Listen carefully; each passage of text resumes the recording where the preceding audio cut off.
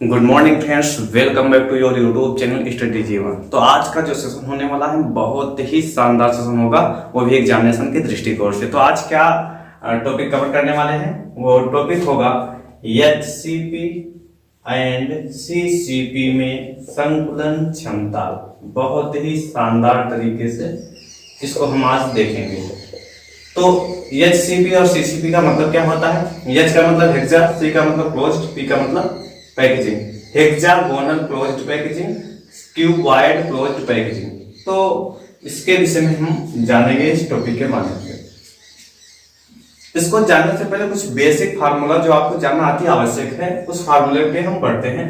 सबसे पहले आपको जानना होगा संकुलन क्षमता, परसेंटेज संकुलन क्षमता क्या होता है। परसेंटेज संकुलन क्षमता का सूत्र जानना होगा। तो चलिए इसको हम देखते हैं। परसेंटेज संकुलन क्षमता बराबर होता है कि अध्यासित गोलों का आयतन, जितने गोले हैं वो अध्यासित हुए हैं, अध्यासित गोले का आयतन बहुत बेहतरीन तरीके से बटे एकक कोष्ठिका का कुल आयतन। एकक कोष्ठिका को हम घन का आयतन भी कह सकते हैं, घन का आयतन। और अगर परसेंटेज निकालना है तो हमको इसमें गुणे 100 करना है। एक फार्मूला ये बहुत इंपॉर्टेंट है जिसे आपको जानना है। दूसरा सबसे इंपॉर्टेंट फार्मूला आपको इसको जानने से पहले ये जानना है कि घन का आयतन बराबर होता है भुजा क्यूब। घन का आयतन क्या होता है? बराबर होता है भुजा का क्यूब। और भुजा का क्यूब का मतलब अगर भुजा को ऐसे मान लिया जाए तो हो जाता है ए का क्यूब। ये आपको ध्यान में रखनी है। और तीसरी जो सबसे इंपॉर्टेंट है, गोले का आयतन का सूत्र आपको आना चाहिए। गोले का आयतन देख लेते हैं इसको भी। गोले का आयतन बराबर क्या होता है? गोले का आयतन बराबर होता है 4/3 पाई आर क्यूब। और एचसीपी और सीसीपी में कुल अध्यासित गोलों की संख्या कितनी होती है, तो ये ध्यान में रखना है। गोलों की कुल संख्या इसमें एचसीपी और सीसीपी में गोले की कुल संख्या, गोला मतलब अवयवी कण या परमाणुओं की संख्या इसमें होती है 4। अब चित्र के माध्यम से बहुत ही शानदार तरीके से और सिंपल वे में समझेंगे, बहुत बेहतरीन तरीके से। तो हम बनाते हैं इसकी संरचना को। कैसी संरचना बनती है ध्यान से आप ऑब्जर्व करेंगे। ये हो जाता है इसका संरचना। इसमें होता कहां पे है? जो अवयवी कण या परमाणु या गोले होते हैं वो होते हैं जो है किनारों पर। किनारों के अलावा कहां पर पाया जाता है? तो ये पाया जाता है फलक के बीच में, यहां पर। अब ध्यान से हम ऑब्जर्व करेंगे। अगर इस गोले को हम ए मान लें और इसको बी मान लें, इसको सी मान लें और इसको डी मान लें, और यहां पर एक हम विकर्ण खींचते हैं, तो इस विकर्ण को हम नाम देते हैं विकर्ण बी। अब ध्यान से देखेंगे। सबसे पहले हम प्रत्येक भुजा की लंबाई को स्मॉल ए से रिप्रेजेंट करते हैं, क्योंकि एक वर्ग है, जितनी लंबाई एक भुजा की होगी उतनी ही लंबाई प्रत्येक भुजा की होगी। और प्रत्येक भुजा की लंबाई को हमने यहाँ पर ए मेंशन किया है, तो हर एक भुजा की लंबाई ए हो जाएगी। अब अगर हम बात करें त्रिभुज एबीसी में, ध्यान से आप देखें, त्रिभुज एबीसी यानी एबीसी में इसकी बात कर रहे हैं, तो एबीसी में आप देखेंगे ए और सी क्या है? एक कर्ण है। और पाइथागोरस प्रमेय क्या कहता है?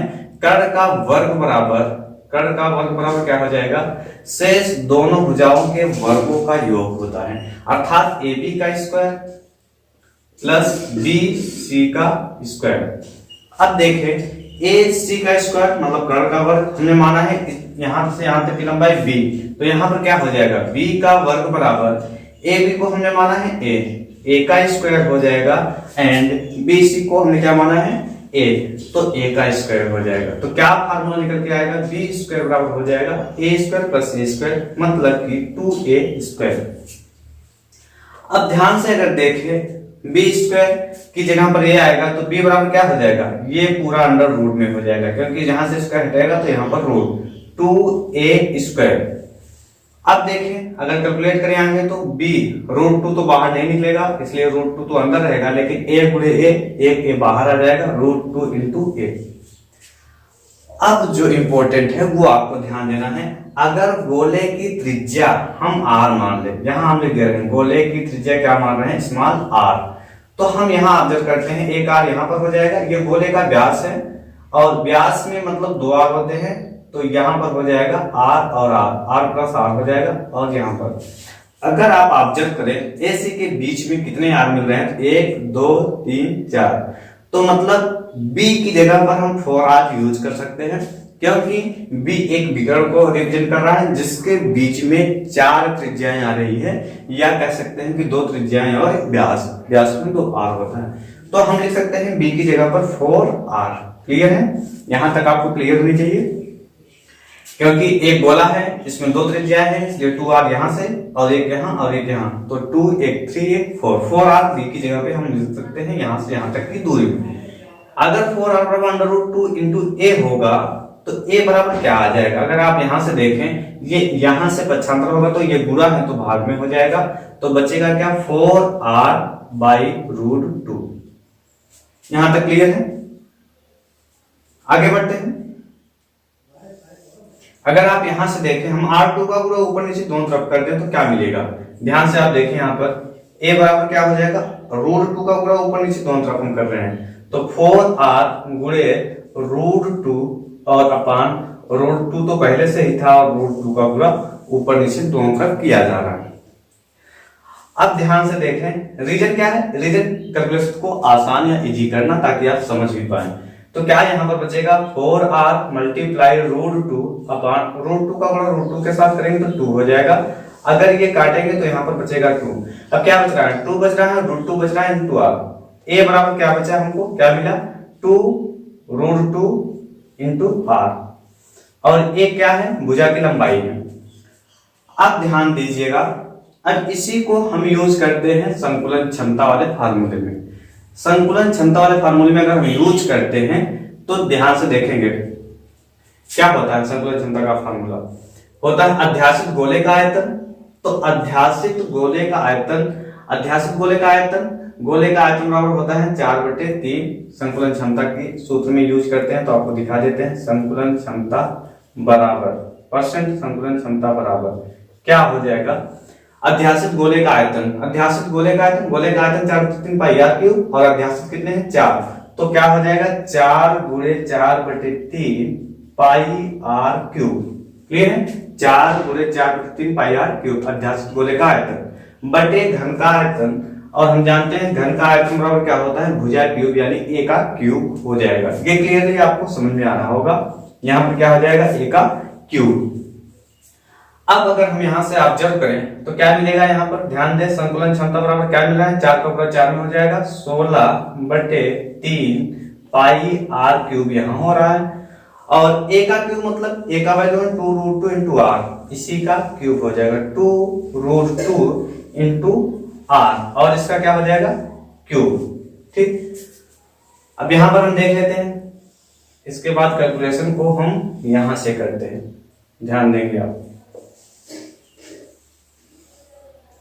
अब यहां से आप देखें 16/3 पाई आर क्यूब है, तो हम लिख देते हैं 16/3 पाई आर क्यूब, और अगर 2 गुणा 2 गुणा 2 तो 2 दूना 4 दूना 8, यहाँ पर क्या हो जाएगा, अगर यहाँ से केवल हम इसका बात करें 2 गुणे 2 गुणे 2 फिर गुणे √2 एंड √2, तो क्या मिल जाएगा, यहां से हो जाएगा 16, 2 दूना 4 दूना 8 हो जाएगा, फिर √2 इंटू √2 बाहर आ जाएगा 2 √2 यानी 16 √2 आ जाएगा। तो हम देख लेते हैं क्या यहाँ पर हमको मिला, बराबर 16/3 पाई आर क्यूब, ये समझ में आ रहा है, और नीचे क्या मिल जाएगा 8 9 16 √2 और आर का क्यूब, तो यहाँ पर क्या हो जाएगा 16 √2 इंटू आर का क्यूब। अब यहां से अगर मल्टीप्लाई 100 हर किसी में करना है, क्योंकि यहां पर है मल्टीप्लाई 100, तो हमको हर किसी के साथ मल्टीप्लाई 100 करना है, तो यहां भी मल्टीप्लाई 100 होगा, एंड आफ्टर दैट यहां भी मल्टीप्लाई 100 होगा, परसेंटेज निकाल रहे हैं। अब ये इससे कैंसिल आउट होगा और ये इससे कैंसिल आउट होगा, तो यहां पर क्या हो जाएगा, बचेगा जो है और 3 नीचे आएगा, तो क्या बचेगा पाई मल्टीप्लाई 100 अपान 3 √2। ठीक, ये बच जाएगा। यहां से अगर हम कैलकुलेशन करेंगे तो पाई बराबर होता है 3.14, 3.14 गुणे 100 हो जाएगा बटे 3 √2 का मान क्या होगा 1.414 होता है, 1.414 होता है, तो कुल मिलाकर 314 और 3 पॉइंट कुछ आएगा। 3 का गुणा 4 में करेंगे तो 12, 3 एक 3 और 1 4 हो जाएगा। फिर 3 चौक 12 और कैरी किया 1, 3 एक 3 4 पॉइंट। इतना अगर हम देखेंगे तो 4 सत्ते 28 और 4 अट्ठे 32, 4 सत्ते 28, 28 3 31, 4 अट्ठे 32। कुल मिलाकर लगभग 78% समथिंग आएगा जो कि आपका संकुलन क्षमता होगा। बहुत ही शानदार तरीके से आपको एक बार फिर से रिपीट कर देते हैं। देखिएगा, हमने कहा कि एससीपी सीसीपी में संकुलन क्षमता हमको ज्ञात करनी है और संकुलन क्षमता का फार्मूला जो इम्पोर्टेंट है वो ये है। इतना चीज आपको परमानेंटली याद करके रखना है, ये यहां से यहां तक। संकुलन क्षमता बराबर क्या होता है? अध्यासित गोले का आयतन, मतलब कुल गोले का आयतन बटे घन का आयतन, यानी एकक कोशिका का आयतन गुणे 100 करना है। हम जानते हैं घन का आयतन बराबर होता है भुजा क्यूब, और भुजा को अगर ए मान लें तो ए का क्यूब हो जाएगा। गोले का आयतन बराबर क्या होता है? 4/3 पाई आर क्यूब होता है। ये फार्मूला होता है। जो सबसे इंपॉर्टेंट टॉपिक है यहाँ पर वो ये है कि एससीपी और सीसीपी में अध्यासित गोले की संख्या कितनी होती है? 4 होती है। अब इस बॉक्स को ऑब्जर्व करते हैं एंड फाइनली हम निकालते हैं एससीपी और सीसीपी में संकुलन क्षमता को। ये है इसका संरचना, प्रत्येक कोने पर पाया जाएगा, लेकिन हम एक कोने के माध्यम से हम निकाल लेते हैं। अब क्या होता है, कोने के अलावा कहाँ पाए जाते हैं? फलकों पर पाए जाते हैं। तो हमने बना दिया यहाँ पर, यहाँ पर है, यहाँ पर। अब देखें त्रिभुज एबीसी में, त्रिभुज एबीसी में क्या है? एसी मतलब कर्ण का वर्ग हो जाएगा। कर्ण का वर्ग बराबर शेष दोनों भुजाओं के वर्गों का योग होता है। ये पाइथागोरस प्रमेय से हमने लिखा। तो इस हिसाब से क्या बन जाएगा? एसी का स्क्वायर बराबर AB का स्क्वायर प्लस BC का स्क्वायर, और AC को हमने माना है B, तो B का स्क्वायर बराबर क्या हो जाएगा? A का स्क्वायर प्लस A का स्क्वायर। तो B का स्क्वायर बराबर A का स्क्वायर प्लस A का स्क्वायर बराबर 2A स्क्वायर आ जाएगा। रिपीट कर रहे हैं। अब अगर दोनों तरफ हम कर्ण करें, मतलब क्या करेंगे, इसको कर्ण विभाजन करेंगे तो क्या हो जाएगा? 2 B है तो एक B बाहर आ जाएगा, और यहाँ पर क्या होगा? 2 तो बाहर नहीं आएगा, लेकिन क्या बचेगा? √2 इंटू ए। तो b बराबर √2 इंटू ए, क्योंकि √2 एक ही बार है तो √2 बाहर तो आएगा नहीं। ए का स्क्वायर है, जो स्क्वायर होता है घात के अंदर, कड़ी के अंदर, वो एक बाहर आ जाता है। अब b बराबर 4r कब होगा? जब हम गोले की त्रिज्या को स्मॉल r मानेंगे। तो हम देखेंगे a से c के बीच में, यानी कुल मिला के b वाले रेखा पर कितने r की संख्या है। एक त्रिज्या यहाँ पर है तो 1 r हो जाएगा, एक यहाँ पर है तो 2, और 2 बीच में है, तो कुल मिलाकर 4r। तो b की वैल्यू को हम रख सकते हैं 4r और बराबर हो जाएगा √2 इंटू ए। अगर a की वैल्यू हमें निकालना है तो ये गुणा है तो इधर जाएगा भाग, यानी 4r बाई √2 बराबर a बराबर 4r बाई √2। ये यहां से क्लियर हो जाएगा। अगर √2 का गुणा ऊपर और नीचे दोनों तरफ करते हैं, किसी भी संख्या का गुणा ऊपर और नीचे दोनों तरफ किया जाता है तो उसमें कोई प्रभाव नहीं होता। तो √2 का गुणा हमने ऊपर नीचे कर दिया, और हमने ऊपर किया तो ये हमको प्राप्त हो 4r मल्टीप्लाई √2, और √2 इंटू √2 मिलकर 2 बनता है। तो 2 का 4 से कट जाएगा, 2 2 जा 4, तो हमें बचेगा क्या? 2 √2 इंटू r। a की वैल्यू बच जाएगी 2 √2 इंटू r, आसानी से।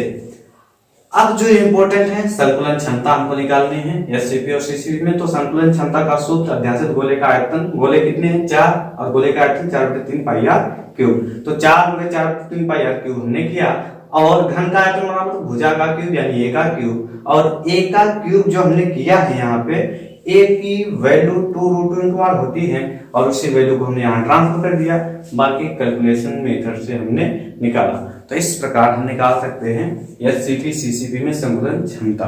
कई जगह पर इसको फेस सेंटर्ड भी बोलते हैं, फलक केंद्रित में भी सेम ही होगा, क्योंकि प्रत्येक फलक पर गोले पाए जाते हैं।